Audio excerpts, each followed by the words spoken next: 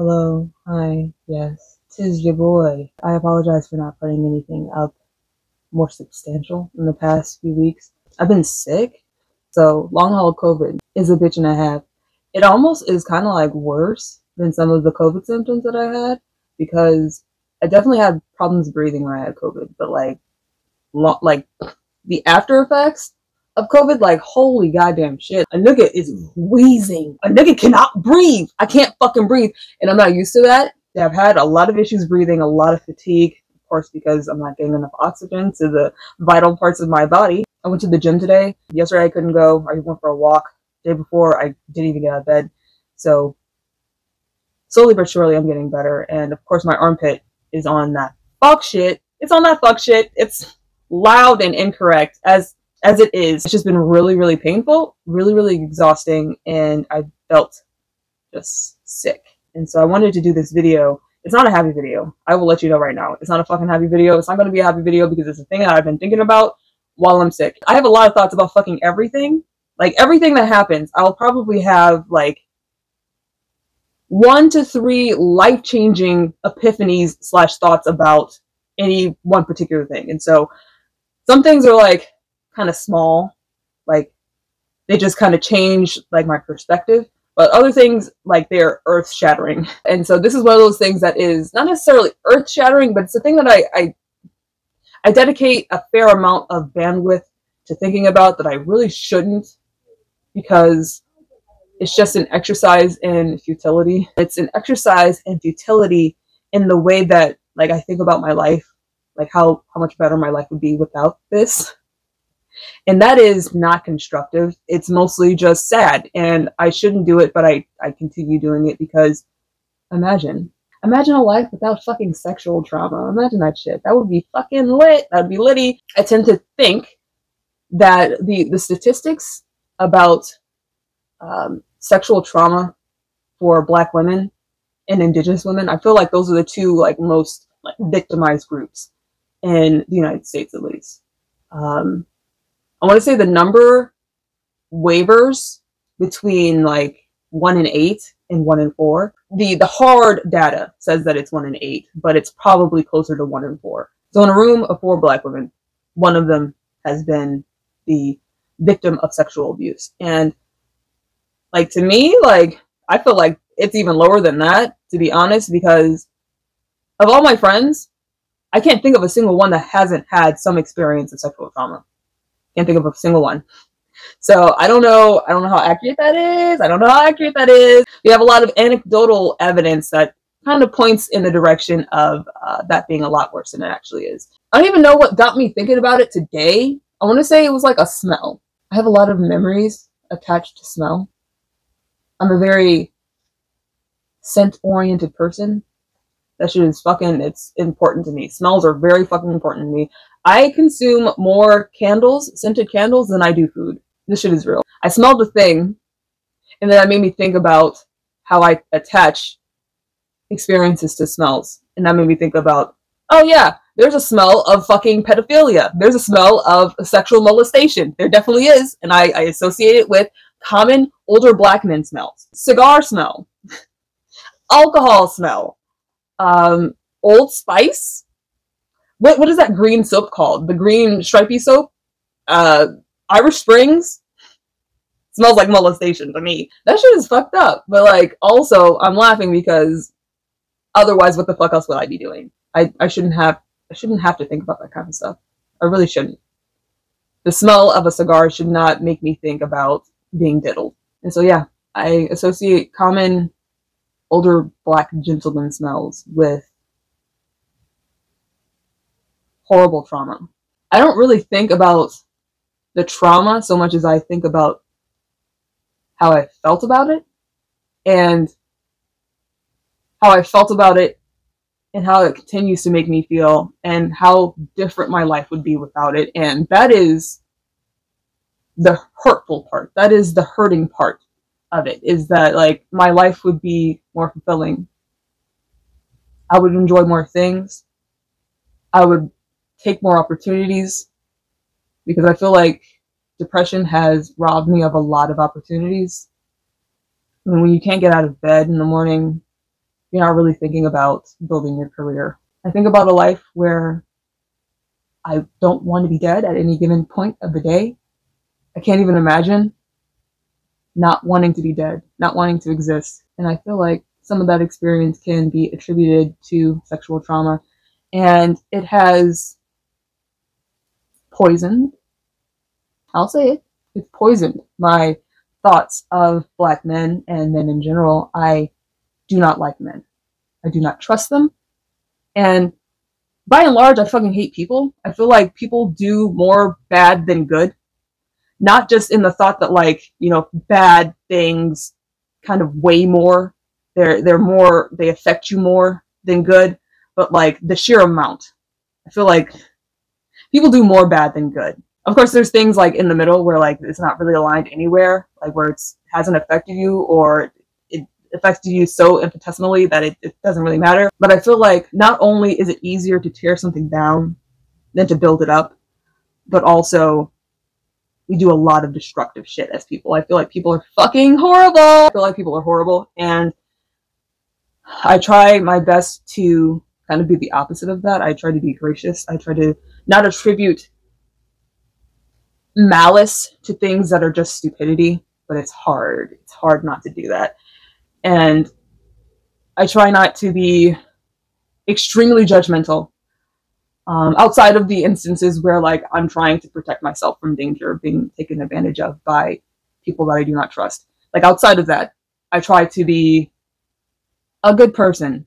That's what I'm trying to say. I try to be a good person to counteract all the bad that I see, just to give you some perspective on where I'm coming from in this talk about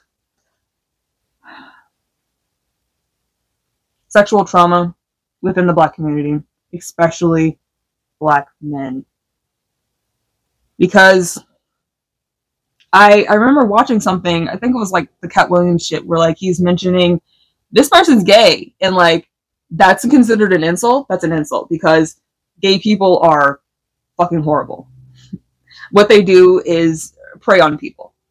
And I try to think about it from his perspective. There's a lot of sexual predation within the Black community, and especially men. The way that Black men prey on Black children is, I don't know, it's another level to me, because it's often family, it's often someone very close to you, and they are insulated by family, by friends. They are protected and allowed access to kids because we do not want to put yet another Black man in jail. They're very reticent about that, and I understand that, but like what they're doing is destroying lives. We gotta put Unc under the fucking jail. I'm sorry, we can't let this shit happen. Like, I understand like there's crimes that like people commit that like we can kind of let skate under the radar a little bit, but like hurting kids, it just, what the fuck is wrong with y'all?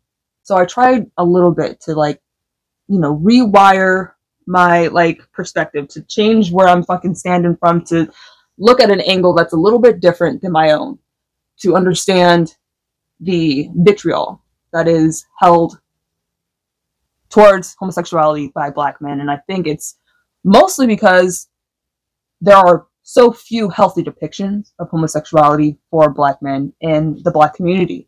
And so it's easy to think that pedophilia and homosexuality are kind of synonymous. They're not. Just to put that out there, they're fucking not. Being gay has nothing to do with being a pedophile. And I mean, that's it. That's fucking it. But I understand thinking that way if that's all you see. And I feel like I'm in a particularly not special position to understand that, but because I have been the victim of predation by Black men, I kind of see Black men the same way that Black men see homosexuals. And I realize there are good ones out there, but they're hard to see. They're hard to fucking see. They're hard to see, y'all. Especially because these are people that are close to me, doing these horrible things to me. They're horrible. They're horrible. So they must all be horrible. I have to insulate myself. I have to protect myself, right? Of course. I have to protect my fucking self from these horrible people. And so I understand having those thoughts about homosexuality. But there's a difference between my situation and black men's situation, because there is no place that predation or sexual trauma, sexual assault, there is no safe place for that to exist within our community. We should never allow it to exist. Homosexuality, on the other hand, there are healthy versions of that.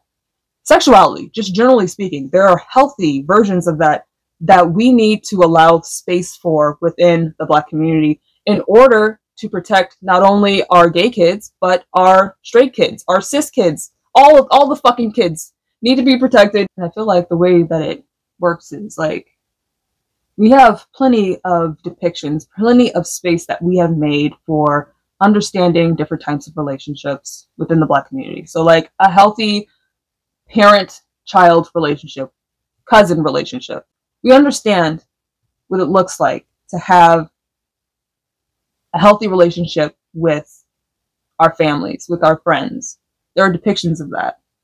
But we don't make space for healthy sexual relationships between adults. We don't make space for healthy homosexual relationships. We don't really know what that looks like because we don't make space for it. And when you don't make space for things, you cast them into the darkness. Just put it in the darkness, because we don't care to understand it. It's all unnatural. It's all horrible. There's no need to address it. But because we don't allow space for healthy depictions of sexuality, just generally speaking, healthy homosexuality, bisexuality, any type of sexuality within the black community, we kind of cast all of those people, all of those groups into the darkness. And what lives in the darkness? Fucking monsters. Monsters live in the fucking dark, and so we look over there and we see the darkness and we're thinking everything there is monstrous when that is not the case. And monsters beget monsters. And so eventually, a lot of people are preyed upon that would otherwise be healthy. A lot of people are taken advantage of because they are not allowed space to grow and thrive within the black community. And we do ourselves a massive disservice by not making space for healthy sexuality within the black community. Because I just try to think about how different my life would be if I was given room to thrive as the person that I am. And I don't like thinking about it. I don't like thinking about it. It's making me feel like a little bit bad, and it's making my throat fucking close up, because I can't even imagine the things that I could give to the world. I can't even conceive a life where I like myself. I can't conceive a life where I'm happy, because I feel as though being the victim of sexual trauma, that I deserve what happens to me. I deserve to be unhappy. I deserve to live a life where I don't want to exist. And I couldn't imagine living within a community and feeling as though a child should feel that way about themselves. I'm getting a little emotional, y'all, because it actually really bothers me, because it is a blatant disregard for our own future to cast our children into the darkness with monsters. I don't understand it. The moment we are able to, within mainstream black culture, allow gay kids to be just fucking gay, trans kids to be just fucking trans, like just kids, allow kids to be kids and be okay with who they are, and foster healthy relationships within homosexuality, bisexuality, pansexuality, asexuality represent. I wonder how beautiful a world we could live in.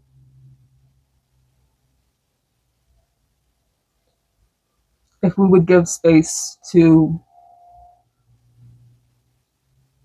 our kids, our adolescents, our young adults who are groping in the darkness, being picked apart by the monsters.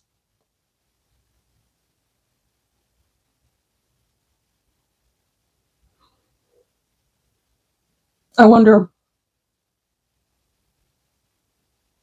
how much better the world could be if we gave them room to be themselves, to love themselves as they are, to accept themselves as they are. Because what we're doing right now isn't working.